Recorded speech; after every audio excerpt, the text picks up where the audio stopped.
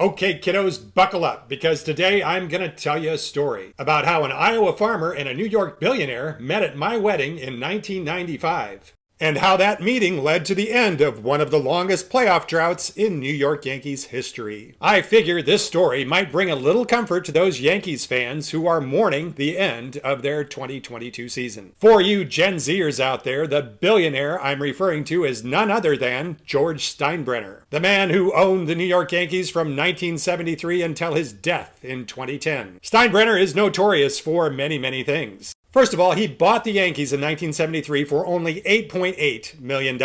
I'm pretty sure there are season tickets at Yankee Stadium that cost more than that today. And under his ownership, the Yankees won 7 World Series and 11 American League pennants. But Steinbrenner was best known for 2 things. First of all, he was known for trying to buy championship teams. He was the first professional sports team owner that dove headfirst into the free agency market. Back in the early 70s, he signed the first free agent, pitcher Catfish Hunter, for $3.25 million over 5 years. Now, that seems like chicken feed, but back then it was a crazy amount of money. He followed that up in 1977 by signing Reggie Jackson to a 5-year, $3 million deal. And in 1980, he stunned the world by signing Dave Winfield to a $23 million 10-year deal. But George Steinbrenner was most famously known for being a very difficult man to work for.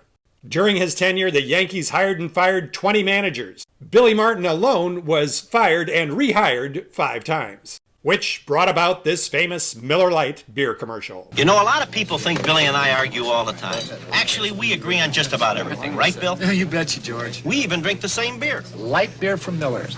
Light's got a third less calories than the regular beer, and it's less filling. And the best thing is it tastes so great. No, George, the best thing is less filling. No, Bill, it tastes great. Less filling, George. Billy, it tastes great. Less filling, George. Billy? Yeah, George. You're fired. Oh, not again. Light beer from Miller. Everything you always wanted in a beer, and less. So that was George Steinbrenner. Now, the other man in the story was my dad. Now, you might find this hard to believe because my dad grew up in Iowa on a farm. But throughout his life, he has been the biggest New York Yankee fan. So how is it that an Iowa farm boy became such a big fan of the New York Yankees? Well, back in 1946, when my dad was 10 years old, most big cities didn't have Major League Baseball teams. There were only 16 teams in total divided between the American and National League. And being the smart kid that he was, my dad wanted to root for a winner. So he chose to root for the New York Yankees. I can't remember a summer day or summer night when my dad wasn't listening to a baseball game. And if it was possible to dial in the Yankees, he dialed in the Yankees. And then as soon as it was possible, he bought one of those giant satellite TV dishes. You know, the kind of dishes that cable companies use. And he set it up on the farm so that he could watch New York Yankee baseball no matter where they were playing, no matter when they were playing. And after he got that dish, I don't remember a single summer night when my dad wasn't watching Yankees baseball from his farmhouse in northwest Iowa. So how did these 2 unlikely people come to meet at my wedding? Well, my wedding took place during the weekend of July 28th, 1995 in Minneapolis, Minnesota. During that same weekend, the Yankees were in town playing the Twins. Since my entire wedding party was traveling from out of town, my bachelor party didn't occur until the Friday before the wedding on July 28th. That night was also the first game in the series between the Yankees and the Twins. And the Twins won that Friday night game. Now my dad, being a dad, didn't stay at the bachelor party for very long. No, he resigned about 10 o'clock and went back to our hotel. We were staying at the Radisson in downtown Minneapolis, which happened to be the same hotel in which the Yankees were staying. Although he left the bachelor party a little early, Dad wasn't quite ready to go to bed. So he wandered into the hotel bar. My dad's a very social guy, and he only saw one other person sitting at the bar that night. And as he looked closer, he realized that person was George Steinbrenner.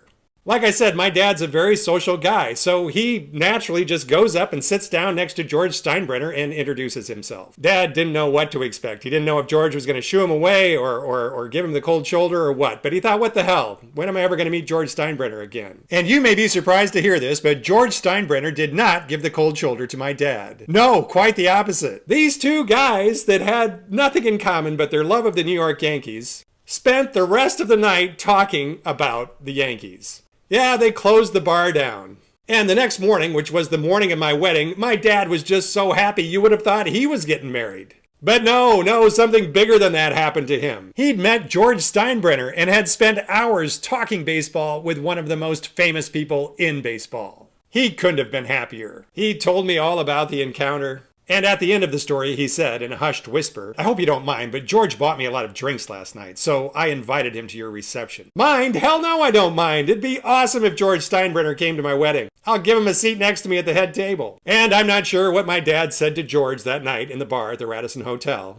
But the Yankees went on to win on July 29th.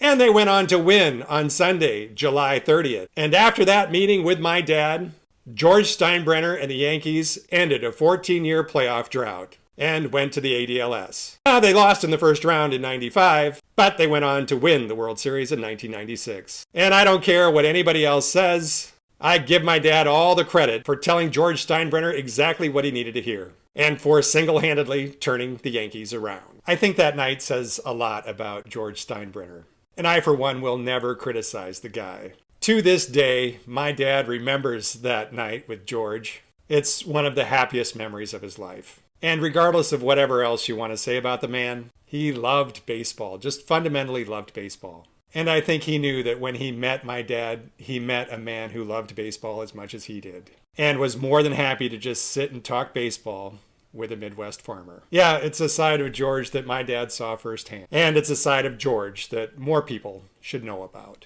And sadly, no, George never showed up at my wedding.